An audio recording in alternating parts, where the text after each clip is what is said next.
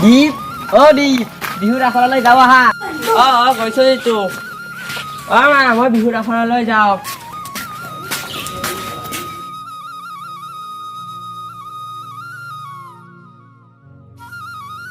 কৌ ছোৱালীবাৰ গ'লে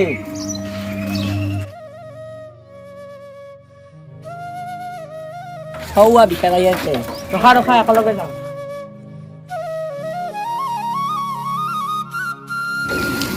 তোমালোক আহিলা আছে দে মানুহ মই গম পোৱা নাই এবাৰ ফোন মাৰিছোচোন দীপ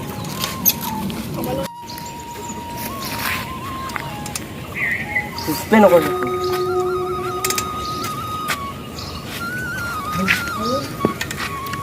আৰু নকৰি আছে বিজি বুলি হেল্ল' পাপা আছে যে ৰিচিভ কৰিব পৰা নাই হয় নেকি মই নাজানিছিলোঁ নহয় আমি তিনিআলিত আছোঁ সোনকালে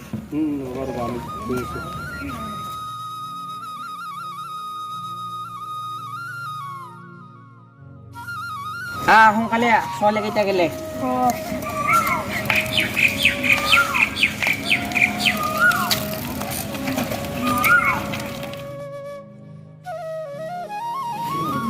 ল'ৰাকেইজন যে আহিব লাগে কি কৰি আছে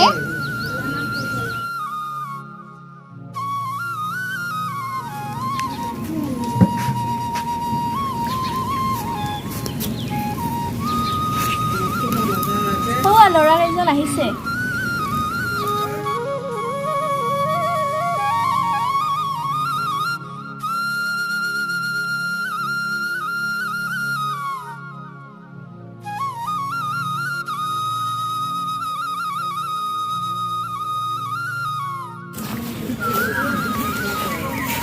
ইমান দেৰি কৰিছ পিংকি আৰু মানৱ ক'ত আহি আছে নেকি একেলগে আহে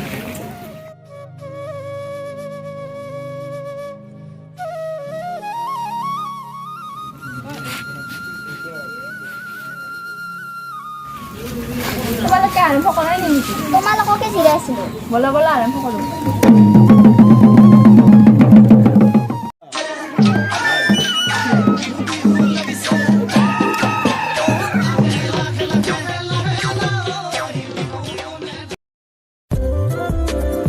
তুমি যাবাচোন কেনেকৈ যোৱা বিহুৰ আখৰালৈ পঢ়া শুনাত মন কাণ নাই কেৱল খালি বিহু বিহু বিহু মইহে জানো তোমাৰ এই দেউতাই কিমান কষ্ট কৰি তোমাক ডাঙৰ দীঘল কৰিছোঁ মাক ঠুকুৱাই যোৱাৰ পৰা নালাগে আজি তুমি বিহুত আখৰালৈ যাবা ঘৰত থাক আৰু কিতাপ পঢ় মইতো পঢ়িয়ে আছোঁ দেউতা বছৰৰ মূৰত বিহুটো এবাৰেই আহে লগৰীয়াৰ লগত হাঁহি ফূৰ্তি কৰি আছোঁ আৰু মনে মনে থাকা মুখে মুখে তৰ্ক নকৰিবা লিখা পঢ়া কৰিছে সাধাৰণ মেট্ৰিক পাছ কৰিছা আজিৰ দিনত মেট্ৰিক পাছ কৰি কি হ'ব আগতে লিখা পঢ়া কৰা তোমাকতো মই একো কাম কৰিব দিয়া নাই কেৱল ভাত খাব দিছোঁ আৰু কলেজ যাব দিছোঁ মুঠতে তুমি আজিৰ পৰা বিহুৰ আখৰালৈ যাব নোৱাৰা এইটো মোৰ শেষ কথা আকাশ আকাশ আকাশ বাপা মানুহৰ যিটো আহা আকাশ ভিতৰতে আছে এসপ্তাহমান হ'ল কিবা হৈছে ভাত পানী খোৱাই নাই আহা আকাশ আকাশ কি হৈছে তোমাক কি হৈছে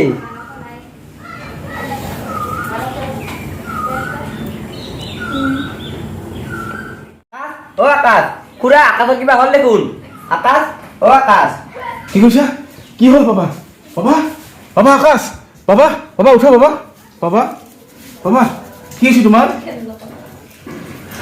ৰবা মই ডক্টৰক ফোন কৰি ৰবা চালা বিপদৰ সময়ত ডক্টৰে ফোন দিলেও ৰিচিভ নকৰে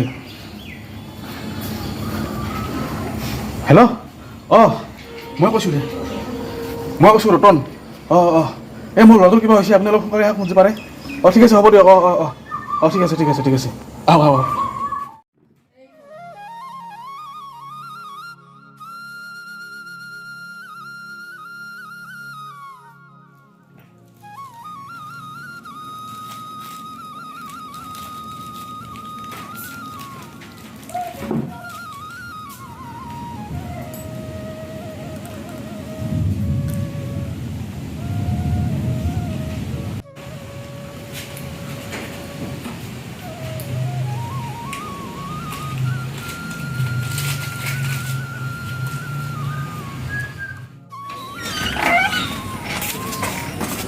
ছাৰ আকাশৰ ফালে সুস্থ হৈ উঠিবনে?